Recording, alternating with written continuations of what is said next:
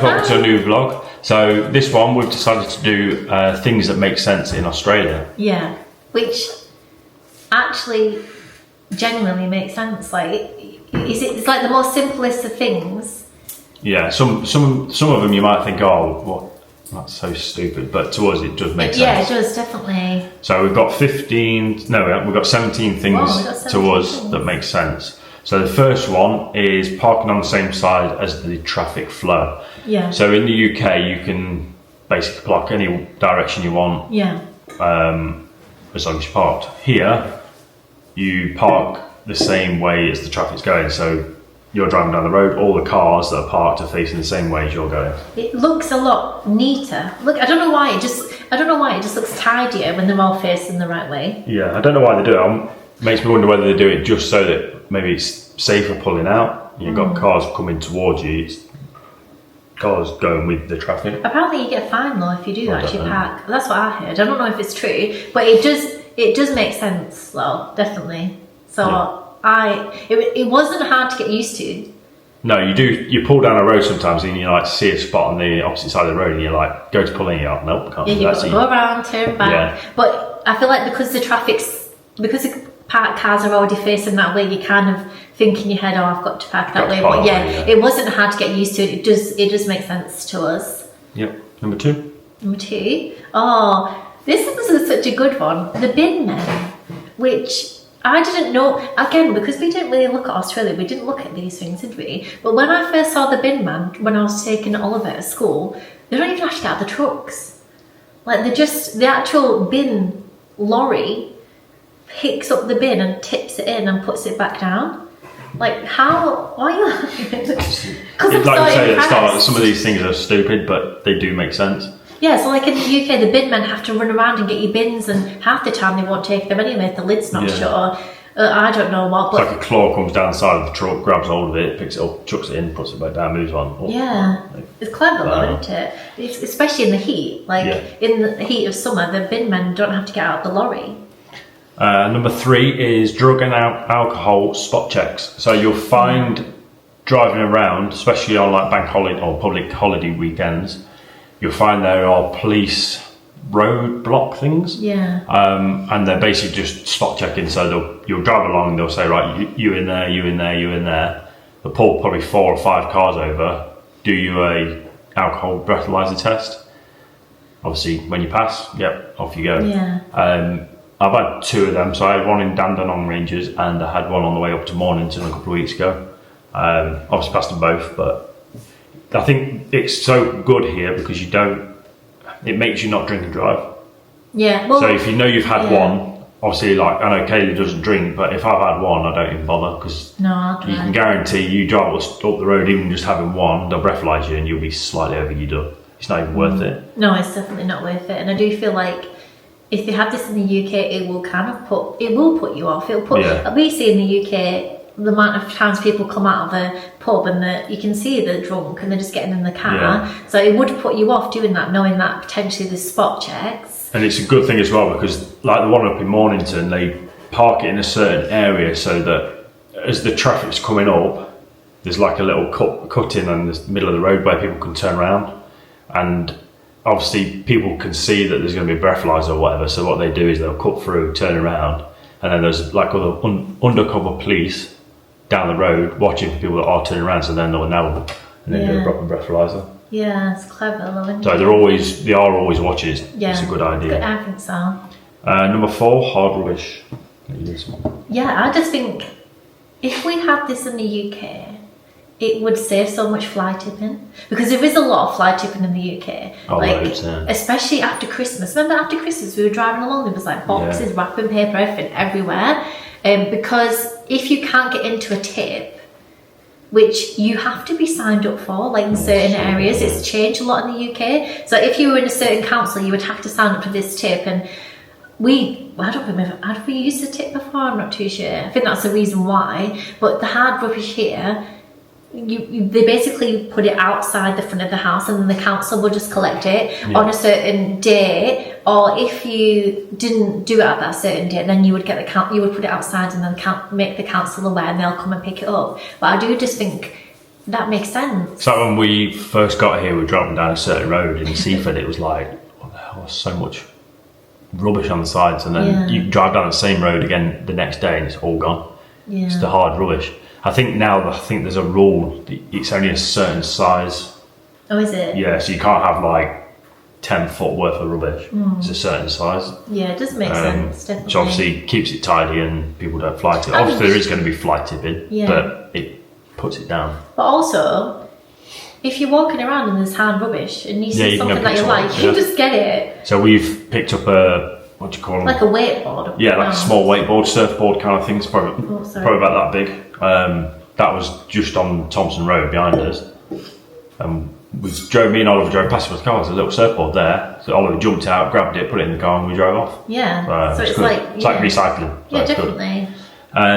Carrying on with the recycling. So number 5 is the bottle refunds. So if you get plastic bottles, glass bottles, cans, I think 90% of them you can actually recycle. It says on the bottle as well. There's an app.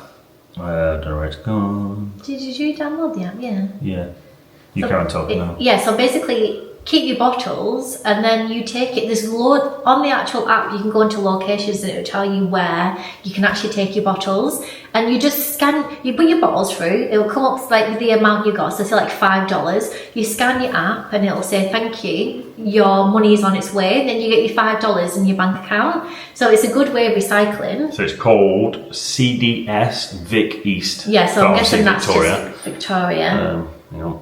I think because I've only used I don't know if you can see it. It's just that one next to the clock and the calculator.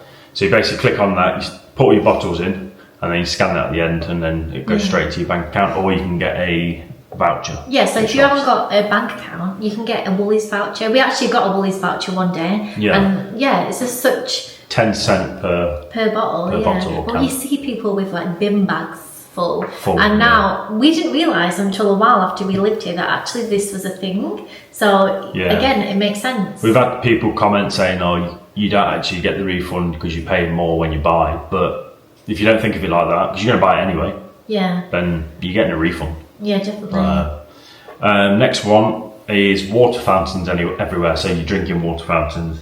So whether you go to the beach, parks, or whatever, you've got water fountains to refill your bottle, or just have a drink there and then. Yeah, even at Oliver's school, he says like he can walk like for a minute, not even a minute, and there's water fountains are scattered around the whole of the school. Yeah. So it's just it's a good thing to have, especially obviously when it does get so hot. You've always got water available. And there's one lower on the actual things that are there. There's one lower down for the dogs. Yeah, so you just pour in for the dog as well. So good. Next one, not buying alcohol in supermarkets. So in Australia, you go to a bottler. Yeah, but the thing is, you can buy them in I've seen Aldi. You can buy them. Yeah, it's still in the separate section. It is a separate. Well, you can, yeah. Yeah, so it's always a separate section. So obviously in the UK, you go into Tesco, Asda, or whatever. There's an alcohol aisle, in the middle of the supermarket. Here, it's like a separate shop on the side, or you can go to the drive-through alcohol shops. So you pull up, tell them what you want, they're going to get it, put it in your boot, which I think is really clever. Yeah, I don't know why. I don't know, but we're not really that big drinkers, but I guess if when we went to Woolies it was actual alcoholic beer rather than non-alcoholic, you probably would have gone for that. But you've always go for the non-alcoholic. You can buy the non-alcoholic in the supermarkets. Yeah. Just not the alcoholic. So I think it's BWS is in Woolies. And then you got Dan Murphy's and stuff that's separate. Liquorland's Coles, I think. So that's a good thing. Number 8. Barbecues everywhere. But obviously they have the better web here, so you're not going to have that in the UK. But one or a few in a park would be alright, wouldn't it, in the UK? People would use them, but here they're like on the beachfront, in the parks, at the most random places that we've seen barbecues for free that you can use anytime you want. Now we just take baking paper with us now, so we basically put the baking paper down, cook what you want, roll your baking paper, throw it in the bin. But and they're all spotless as well. they're so. I feel like the council must go around and clean them sometimes. Yeah. Obviously, everyone does take care of them. They clean after. Even Oliver's been with his friends after school. They all went and met at a barbecue, and they all had like sausage sizzle after school. And it's like, what an amazing thing. It's so handy as well. Yeah, I mean, you could definitely. People would use that in the UK if the facilities were there. Especially in summer. Yeah, they've had a really nice summer this year. We would have. They're really easy to use as well because the on and off button, just press it and it turns off automatically after 20 minutes. So obviously, 20 minutes you're still cooking. Just press it again. I think we didn't know this about Australia, so this is why it's more shocked as. Yeah, it is a nice thing to have, especially when you're down the beach or park and it's around that time of eating. You just chuck your snacks on. Number 9 is houses having separate laundry rooms. A bit of a random one, I know, but in the UK, if you've got a room for the laundry, you're posh. Yeah, you're posh. I would say if you had like a separate laundry room, I would say people are posh. Yeah. But here, it's just not like, even in our apartment, there's no washing machine or dryer in our kitchen. We've got like a separate thing here, and we just pull the doors and we've got it there. And obviously, I go to numerous houses in the week, and everyone's got a separate laundry, and I'm like, this. Fancy. Yeah, especially, I don't know, it's probably not exciting for you, but for me, having a separate laundry room, I love it. I always keep it so tidy, and I buy little, I don't know, it just seems really nice to having it separate from the kitchen. Even because we always look on the housing market here to see how much the properties are and what we might be able to get when we buy, or in March when this turns up, if we're going to move, what kind of property we'll be able to get. And when you see that they've got a proper laundry room separate, that's amazing. It's so nice. I think so. I love it. And it's not, I think like every single house that we've seen to look at, they've all got separate laundry, whether it's like this little compartment here or it's an actual room. It's just so nice. So that makes sense, because when you think in the UK, our washing machine, our dryer and our dishwasher all in the kitchen, it takes up so much space. Yeah, that's it. Yeah. Number 10 is, I don't know whether this is across all of Australia or just Melbourne, is hook turn. So I'm sure everybody would have heard of a hook turn. I've not done one yet. I'll be so scared to but they do make sense. So it's to reduce traffic flow and safety where there are trams. So basically what you do is, if you set traffic lights and you want to turn right, you go left into a box and sit and wait. And then when it's cleared, that's when you go. But we saw someone do it when we went out with Holly, and I would... Oh no, I think you'll be good at it, but I think once you've done it once or twice, you'll be okay. But again, they make sense. It does make sense to have obviously that. in the UK, especially in the city, if you want to turn right, you basically sit in the middle of the junction until you can go, and then people are clogging up behind you. Whereas obviously, if you're going into the left lane and sat in a box completely out of the way of the traffic, so the traffic's still flowing, and then when the light goes red, you then turn right. Don't turn right on the red. No, I mean when you're in the box. Okay, yeah. So it's a bit of a weird one, but it does make sense. This one's Ollie's favourite, I would say. What? Number 11. Tomato sauce sachets. So here in Aussie, we should have bought one. We did just have a pie earlier as well with one. So tomato sauce sachets. I'll put a picture here. Mouthful. Basically, it has 2 little pods on either side with a slit on the top. So when you squeeze them together, the slit opens, and obviously the tomato sauce comes out. And then when you release it, it kind of seals it back up. It's just brilliant idea.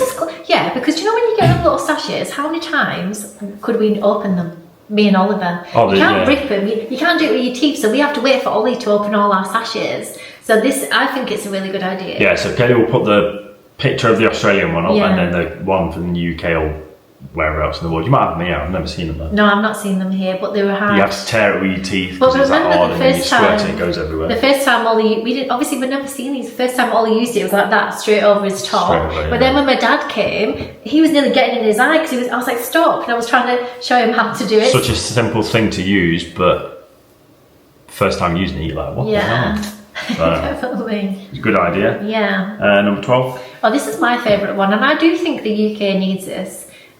All the windows and doors have bug nets, shields, fly nets. So we obviously not on our balcony, we don't, but to be fair, we go out and we shut the door. But like all of our windows in the bedrooms, because I have to sleep with the window open. Me and you both do. So you open your window, you know you're so safe there's no bugs coming in. Now in the UK, the amount of bugs that we slept with our bedroom or window open, the amount of big, and I've seen a huntsman here, and I have seen a house spider in the UK. And I think, yeah, but I think house spider is actually more scary than a huntsman because they're so black and they're so like they proper like scatter.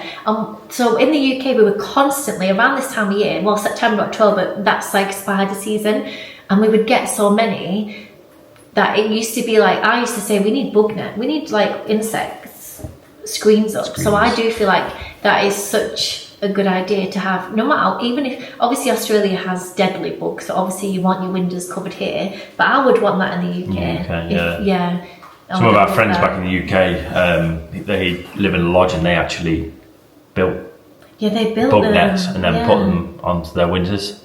Works so well, but they can actually, it's like on a hinge, so they can lift it up, open the window, close the window, and then put them back down and see them. Because they were getting like, I've done a spider drop on their head one night, like a massive. Oh yeah, so I do think they're a really good idea, and I'm so happy that we have them here because I don't I like cute bugs like butterflies and like little ladybirds, but I don't want no spiders and mosquitoes in the house. Number 13, everyone has to do a tax return. So whether you're employed or self-employed, you do a tax return. So in the UK, you only do a tax return if you are self-employed or you've earned over a certain amount of something and it's asked for. Whereas here, everybody has to do one. Now, people might think it makes sense in the UK because you're not self-employed, so why would you need to do a tax return? However, obviously you pay tax here. I didn't do a tax return this year because I wasn't earning. But when you went to the tax people, you got money back for washing the uniform. You do in the UK, but obviously if you're not doing your own tax return because you're employed, you ain't going to get that back unless you actually go and Didn't you get money back for using your mobile at work? Yeah, because I used my phone at work for the app. I got 50% back of my monthly data. Like a man, cost. What else can you get? Because I do colour matching through work, and it's sometimes outside. Next year I can buy a pair of sunglasses and put that on to the tax return. Well, we've kept receipts for all of, because Ollie's bought some shorts for work and boots and stuff. Yes, get it all back. But not only that, like they put your TFN number in and then that's linked to your bank account. So they could actually look on your bank account and see what you've kind of gone through with work. And I mean, it probably makes sense to us now because we got money back. It might not be if we actually owed money. We might be like, that might change our feelings towards it. But I do feel like you're going to pay the same amount of tax in the UK anyway. So to get some money back would be nice. It's only $100. So number 14 is the way Australia look after citizens before people on visas like us. So the main one obviously is properties. So we can rent and all that, but we're talking about buying a house. So for us it's made harder so that we aren't buying the houses that Australians could have. So for us it's like if we want to buy a property, we'd have to put a minimum of 20%? 20%, down deposit, plus extra fees and taxes on top of that. So I think when we looked at buying, it cost us a minimum of probably $140,000. So basically we did get in touch with, so we knew on the 482 visa that we were temporary visa, we could buy, but basically when we read it, when we read the actual example of it was saying that Australian government don't want people on a temporary visa buying a property when Australians could have bought that property basically. So when I went to a mortgage broker, because we were and ahhing whether to buy, whether it was going to be beneficial, he said straight out, it's not going to be beneficial for you on this existing visa. We would have to pay higher stamp duty, a 20% deposit. There'll be no first-time buyer incentives, and we would have to pay 8% on top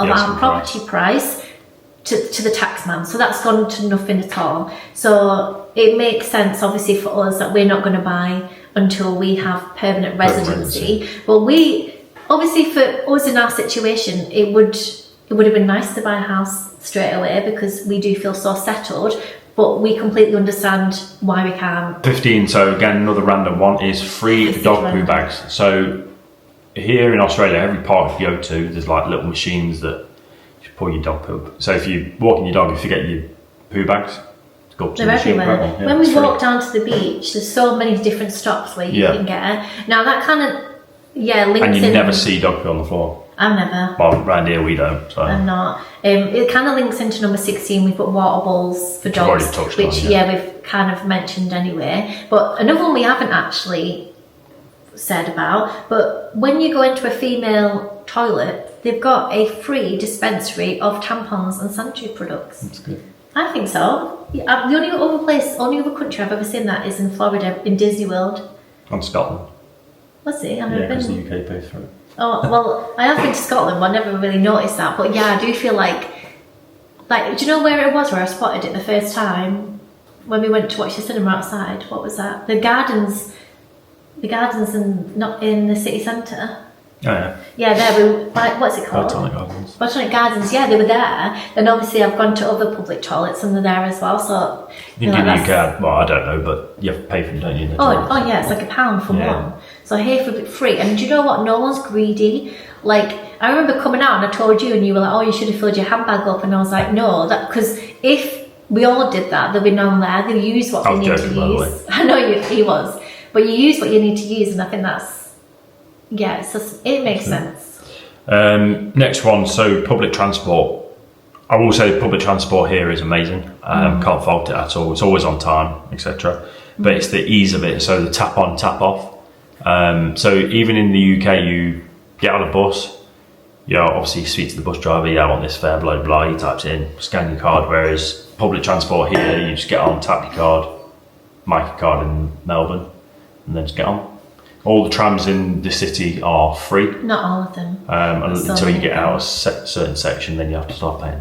Also with the Mikey card, so in Melbourne, from December right through to end of January, on the weekend, it's completely free public transport. And I feel like that's because of the underground, isn't it? Is it like a thank you for everybody's patience? Patience, yeah. And then as of January, under 18s will travel free all over Victoria. So like for Nat, Oliver goes to Southland a lot with his friends. It's only like $1.95, but going from January, it's free. Free. So I think it's such a good idea. Yeah, in the UK they had a similar kind of scheme. It wasn't free, but it was £2 per way. So yeah, for me and Oliver, say if we went on the bus to his orthodontist, that would have been £8. So $16. Yeah. And here, it's $5.50 to return to the... That's what I've noticed, to the city, $5.50, isn't it? Yeah. Which is like, what, £2? £2.25. Yeah. One thing, it's not actually written down on the list, but one thing I've just thought of is speed cameras. So here, they are very well hidden. So especially... They're everywhere. Yeah, especially the mobile ones. So they're in back of cars on the side of the road, blacked out windows, and you could probably only see it when you get like 5 foot away from driving past it, and then you realise there's a small camera in the back of it, which I think is a brilliant idea because one, you can't see watching your speed thinking, I go around this corner, there might be a car on the side of the road, it might not have anything in it, or you drive around that corner and there's a car there and it's got a tiny little camera and it's too late. I think it makes you use cruise control. See, I've started using cruise control over here. Now, I've never speeded in my life, however... Sped. However, I am still getting used to the speed, what's it called?